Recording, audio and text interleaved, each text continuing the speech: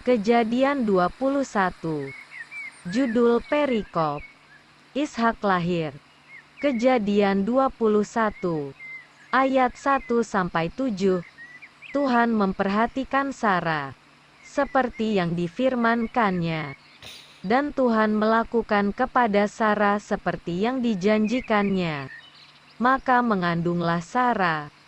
Lalu ia melahirkan seorang anak laki-laki bagi Abraham dalam masa tuanya, pada waktu yang telah ditetapkan, sesuai dengan firman Allah kepadanya. Abraham menamai anaknya yang baru lahir itu Ishak, yang dilahirkan Sara baginya. Kemudian Abraham menyunat Ishak, anaknya itu, ketika berumur 8 hari. Seperti yang diperintahkan Allah kepadanya. Adapun Abraham berumur 100 tahun ketika Ishak, anaknya, lahir baginya. Berkatalah Sara, Allah telah membuat aku tertawa. Setiap orang yang mendengarnya akan tertawa karena aku. Lagi katanya, siapakah tadinya yang dapat mengatakan kepada Abraham, Sara menyusui anak, namun aku telah melahirkan seorang anak laki-laki baginya pada masa tuanya. Judul perikop. Abraham mengusir Hagar dan Ismail. Kejadian 21 ayat 8-21. Bertambah besarlah anak itu dan ia disapi. Lalu Abraham mengadakan perjamuan besar pada hari Ishak disapi itu. Pada waktu itu Sara melihat bahwa anak yang dilahirkan Hagar, perempuan Mesir itu bagi Abraham, sedang main dengan Ishak, anaknya sendiri. Berkatalah Sara kepada Abraham, usirlah hamba perempuan itu beserta anaknya, sebab anak hamba ini tidak akan menjadi ahli waris bersama-sama dengan anakku Ishak. Hal ini sangat menyebalkan Abraham oleh karena anaknya itu. Tetapi Allah berfirman kepada Abraham, janganlah sebal hatimu karena hal anak dan budakmu itu. Dalam segala yang dikatakan Sara kepadamu, haruslah engkau mendengarkannya. Sebab yang akan disebut keturunanmu ialah yang berasal dari Ishak. Tetapi keturunan dari hambamu itu juga akan kubuat menjadi suatu bangsa, karena ia pun anakmu.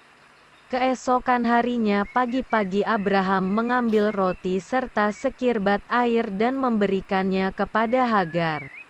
Ia meletakkan itu beserta anaknya di atas bahu Hagar.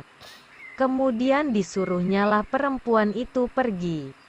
Maka pergilah Hagar dan mengembara di padang gurun Beersheba.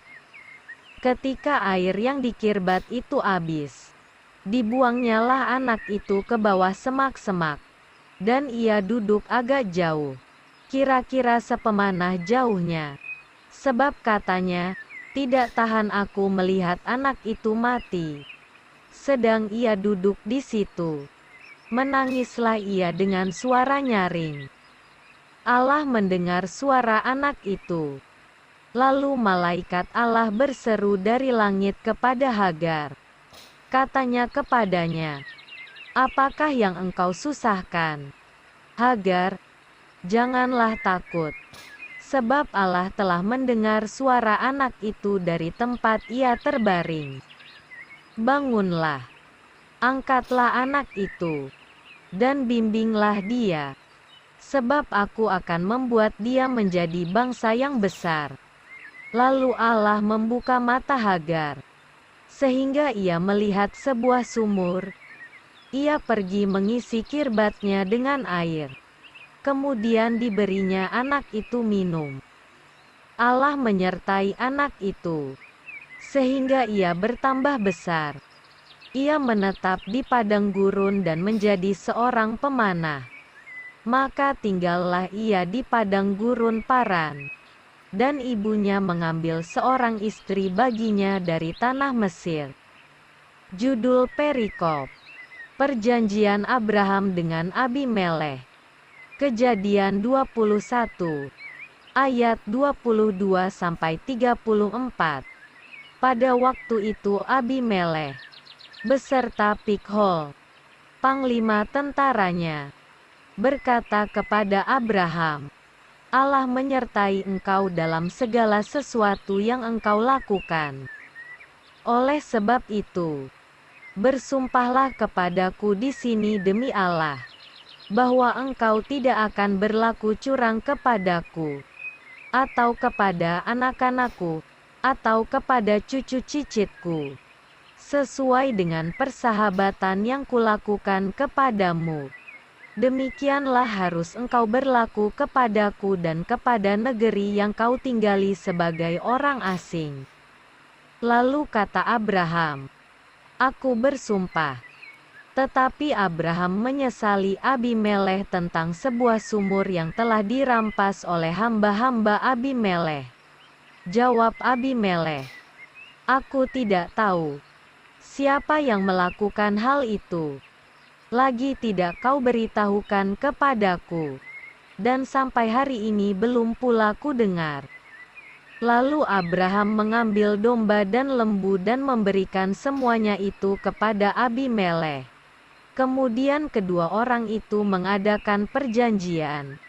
Tetapi Abraham memisahkan 7 anak domba betina dari domba-domba itu. Lalu kata Abimelekh kepada Abraham, Untuk apakah ke-7 anak domba yang kau pisahkan ini?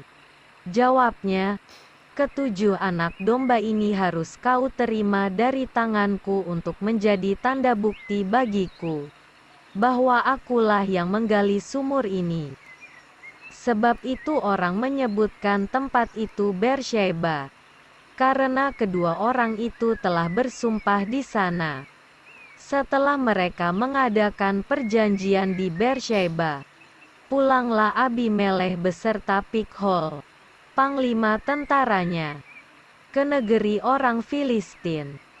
Lalu Abraham menanam sebatang pohon tamariska di Beersheba, dan memanggil di sana nama Tuhan, Allah yang kekal.